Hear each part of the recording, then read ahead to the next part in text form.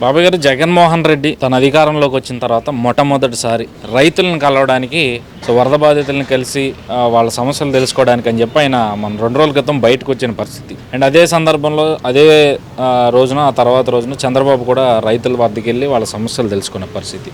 ఏంటి, దీన్ని ఎట్లా చూస్తారు మీరు? ఇప్పుడు జగన్మోహన్ రెడ్డి మెంటాలిటీ ఎలా ఉంటుందంటే, రైతులు పాపం బాధల్లో ఉండి వరదలు వచ్చి పోతాండే ఇంకా వీడు వికృత శాస్త్రాలతో వీడు ఇంకా ఆనందం పొందుతాడు. వీడు ఆనందం పొంది మళ్ళీ ఈ రైతులంతా మళ్ళీ మన కాళ్ళ దగ్గరికి రావాలి, మనం ఏదో చేసినట్టు నటించాలి అనేది తప్పితే వీడు ఏమీ చెయ్యడు కాక చెయ్యడు. తర్వాత ఏంటంటే, పంటలు నష్టపోయి పాపం ఒక్కొక్క రైతు ఎకరానికి వరి చేలలో వరి పొలాల్లో కనీసం ఒక్కొక్కరికి 50,000 రూపాయలు 60,000 రూపాయలు మొత్తం లాస్ అంతా. అసలు ఏమీ చేతికి వచ్చేది ఏమీ లేదు ఈ వరద ప్రాంతాల్లో. వరద ప్రాంతం ఏముంది అసలు? మొత్తం మొన్న తుఫాను దెబ్బకి అన్ని జిల్లాల్లోనూ పంటలకి నష్టం వాటిల్లింది. ఒక్క వరే కాదు, అరటి తోటలేంటి, ఇటు గుంటూరు జిల్లా, ఇటు ప్రకాశం జిల్లాలు ఇటు వెళ్తే మిర్చి, కాటన్ మొత్తం ఒక్కొక్క ఎకరానికి లక్షల్లో లాస్. పాపం రైతులు మందు తాగే పరిస్థితుల్లో మందంటే ఈ పిచ్చి మందు, ఈ జగన్ ఇచ్చే పిచ్చి మందు కాదు, పాపం పురుగులు మందు తాగే పరిస్థితిలో ఉండరు. ఈ అప్పులు ఎలా తీర్చాలి, మనం అసలు ఎలా బ్రతకాలి, మన పరిస్థితి ఏంటి అనేది రైతుల పరిస్థితి. కానీ ఈడు ఇంట్లో పడుకొని ఈడు అప్పులు ఎలా తీసుకురావాలి రాష్ట్రానికి, ఈ రాష్ట్రాన్ని మనం అప్పులు తీసుకొచ్చి ఇంకా ఎలా దోసుకోవాలి. ఇప్పుడు ఈ రైతుల పేరిట కూడా అప్పులు తీసుకొచ్చేస్తాడు వీడు. అబ్బో మాకు ఆ రాష్ట్రంలో మాకు పంటలు ఇవన్నీ పోయినాయని చెప్పి అప్పులు తీసుకొచ్చి రైతులకి చేసేది రుణమాఫీలు కానీ చేసేది ఏమీ చెయ్యడు. రైతులకు అందాల్సిన సాయం ఇస్తారా ఇవ్వరా అనేది మనం కాసేపు పక్కన పెడితే, కనీసం రైతులను ఓదార్చాల్సిన బాధ్యత జగన్మోహన్ రెడ్డిది. ఎందుకంటే ఎన్నికలకు ముందు 2019 ఎన్నికలకు ముందు పాదయాత్ర చేశారు. ప్రతి ఒక్కరినైతే నెత్తి మీద చేయబెట్టారు, బొగ్గలు నిమిరారు, ముద్దులు పెట్టారు. రైతులు చేతులు పట్టుకుని మాది రైతుల ప్రభుత్వం, రైతుల పార్టీ, రైతుల పక్షపాతి జగన్మోహన్ రెడ్డి అని చెప్పిన జగన్మోహన్ రెడ్డి 4.5 ఏళ్ళు, దాదాపు 5 ఏళ్ళుగా వస్తూ ఉన్నా 4 ఏళ్లుగా వరదలు వస్తే ఏ రోజు కూడా రోడ్డెక్కి రైతుల కష్టాలు తెలుసుకున్న పరిస్థితి మనం చూడలేదు. కానీ ఇప్పటికిప్పుడు రోడ్డెక్కి రైతులను కలుస్తున్నామని చెప్పి నానా హంగామా చేసి రెడ్ కార్పెట్లు వేసి బారికేడ్ల నడుమ ఈయన తార్ రోడ్డు వేసుకుని తార్ రోడ్డు మేంచి రైతులను చూసి అసలు ఇదేం రైతుల పరామర్శగా చూడాలంటారు. ఇప్పుడు జగన్మోహన్ రెడ్డి ఏంటంటే, ఈ రైతుల దగ్గరికి వెళ్ళటం కూడా ఒక పెద్ద హంగామాతో వీడు హెలికాప్టర్లో వెళ్తాడు. హెలికాప్టర్లో చూస్తూ ఉంటాడు. హెలికాప్టర్లో కింద పైర్ల సంగతి వీటికి ఏం కనపడుతుంది? వీడికి రైతులు కింద పాపం ఏడుస్తూ ఉంటారు రైతులు. వాడు పైనుంచి నవ్వుతా, చక్కగా ఎకిల్ నవ్వులు నవ్వుతా, ఈ ఎకిల్ నవ్వులే వీడు రాష్ట్రానికి నేనేదో ఇచ్చేసాను కావును అని అనుకుంటా ఉంటాడు. వీడు ఎకిల్ నవ్వుల ముఖ్యమంత్రి. ఇక 3 నెలలు 4 నెలలు టైం ఉంది. వీడు ఎప్పుడు పోతాడా అని ఎదురు చూస్తున్నారు. రైతులేంటి, కార్మికులేంటి, కర్షకులేంటి, మొత్తం ప్రజానీకం వీడు ఎప్పుడు పోతాడా అని చెప్పి చూస్తున్నాడు. వీడికి తోడు ఇంకా ఈ కొడాల నానిగాడు ఒకడు ఉన్నాడు. ఈ కొడాల నానిగాడు ఈ చంద్రబాబు నాయుడు గారిని ఎప్పుడు వాడు బూతులు తిట్టడం తప్పితే ఇంక వాడు ఏమీ చేయలేడు. ఈ పౌర సరఫరాల శాఖలో వాడి అవినీతి 1,000 కోట్లు 100 కోట్లు అవినీతి చేశాడు. వీడి అవినీతి బాగోతాలు మొత్తం ఈ 4-5 నెలల్లో ఇంకా 3 నెలలు 4 నెలల టైం ఉంది. వీడు మొత్తం అన్నీ తేలుస్తారు.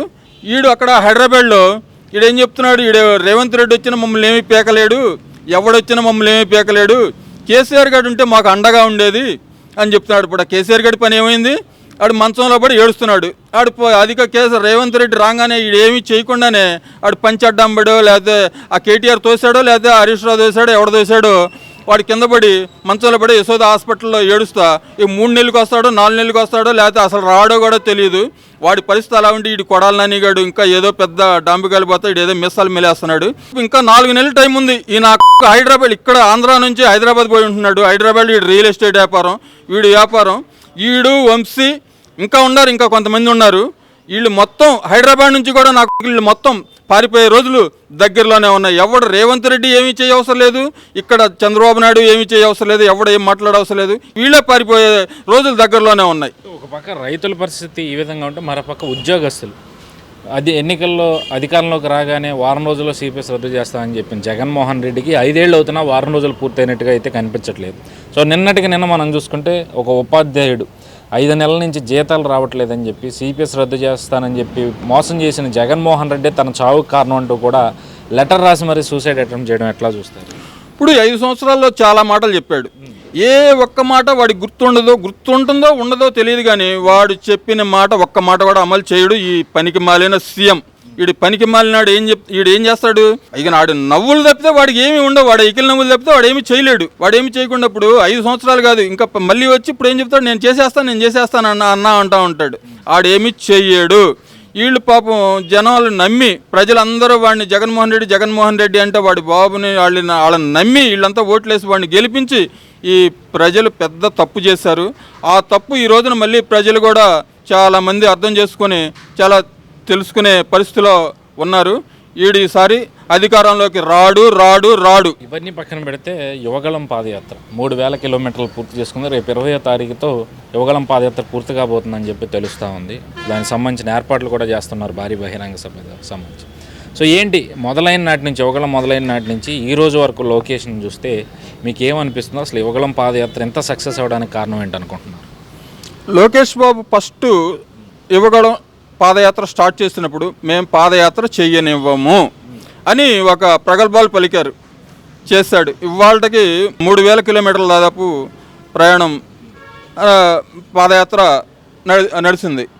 కానీ ఈ మధ్యలో చంద్రబాబు నాయుడు గారి మీద కేసులు పెట్టడం, లోకేష్ బాబు మీద కేసులు పెట్టడం, తెలుగుదేశం కార్యకర్తల మీద కేసులు పెట్టడం, ఈ పాదయాత్రను ఎలా ఆపాలి, ఏం చేయాలి? ఈ వైసీపీ దొంగనాకులు వీళ్ళు ఏం చేస్తారు?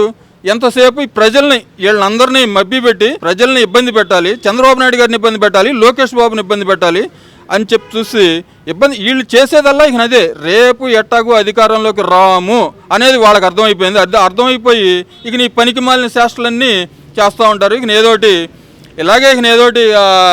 రైతుల దగ్గరికి వెళ్తూ ఉంటాడు. రైతులను ఎవడైనా నువ్వు ఒకడి దగ్గరికి వెళ్ళి ఎవడగానే రైతు నష్టపరిహారం ఇచ్చావా? రైతుల దగ్గరికి అసలు నువ్వు నీ దగ్గరికి ఎవరైనా వస్తే వాడిని నువ్వు దగ్గరికి రానిచ్చావా? నువ్వెవరిని ఏమీ చేయలేదు. ఏమీ చేయవు కాబట్టి రేపు రైతులు కానీ రాష్ట్ర ఉన్న ప్రజానీకం నీకు ఎవడో ఓటేసే పరిస్థితిలోనే లేడు. ఏంటి మరి యువగళం పాదయాత్ర ఎంతవరకు ఉపయోగపడుతుంది అంటారు ఈ ఎన్నికల్లో తెలుగుదేశం విజయానికి పాదయాత్ర ఉపయోగపడుతుంది. కంపల్సరీ పాదయాత్ర అధికారంలోకి తీసుకొస్తుంది. సో మరి ఈ 5 ఏళ్ల కాలం పూర్తయిన పరిస్థితి మనకు కనిపిస్తుంది. పక్క రాష్ట్రంలో అయితే మార్పు కనిపిస్తుంది. కాంగ్రెస్ గెలిచి రేవంత్ రెడ్డి ముఖ్యమంత్రిగా ప్రమాణ స్వీకారం చేసిన పరిస్థితి. మరి ఆ మార్పు ఆంధ్రలో ఎంతవరకు ఉంటుందంట? ఈ ఆంధ్రప్రదేశ్లో ఈ ముఖ్యమంత్రి రావడంతోనే 3వ రోజున 4వ రోజున ప్రజా వేదికని కూల్చేసి దాని శిథిలాలు కూడా ఒక్క ముక్క కూడా అవతల తీయలేకపోయాడు. అదే ఇప్పుడు పక్క రాష్ట్రంలో తెలంగాణ రాష్ట్రంలో రేవంత్ రెడ్డి వచ్చాడు. రేవంత్ రెడ్డి ప్రగతి భవన్ని దాని తాళాలు అంతకుముందు ప్రజల్ని ఎవరిని లోనకు రానివ్వకుండా, ప్రజల సమస్యలను పట్టించుకోకుండా, ఏమీ లేకుండా చేసిన వాళ్ళని రేవంత్ రెడ్డి అంతకుముందు ఎమ్మెల్యే కూడా గెలవలేడు అని చెప్పిన ఈ కేసీఆర్, ఈ జగన్మోహన్ రెడ్డి ఇప్పుడు ఆ ప్రగతి భవన్ తాళాలు బద్దలగొట్టి అందరినీ ప్రగతి భవన్లోకి ఆహ్వానించి ప్రజల మన్ననలను పొందుతున్న రేవంత్ రెడ్డి. అలాగే అక్కడ ఆర్టీసీ బస్ మహిళలు సంతోషం పాటలు పాడుతా చక్కగా బస్సులో దేవాలయాలకి గుళ్ళకి వెళుతున్నారు. అలాగే ఇక్కడ వీడున్నాడు, ఆర్టీసీని విలీనం చేసేస్తున్నానని చెప్పి ఆర్టీసీని డబ్బులన్నీ దాంట్లో బాగా దోసేశాడు, లక్షల కోట్లు దోసేశాడు. అలాగే రేవంత్ రెడ్డిని కొడాలి నాని ఏదో మాట్లాడుతున్నాడు. రేపు నీకు 2-3 నెలల్లో నువ్వు అక్కడ నీ రియల్ ఎస్టేట్ వ్యాపారం మీదే చూస్తారు. అక్కడ ఈ ఆంధ్ర వాళ్ళు ఎవడున్నాడు, లేకపోతే ఆంధ్ర అని కాదు, ఈ కొడాలి నాని గాడు, ఈ వంశీ కానీ వీళ్ళందరూ ఎవరు రియల్ ఎస్టేట్లు ఎవరెవడై ఉన్నాయో కూడా మొత్తం అక్కడ గవర్నమెంట్ కూడా చూస్తుంది. చూసి మీ సంగతి ఏంటి కూడా తేల్చి అవతల పారేస్తుంది.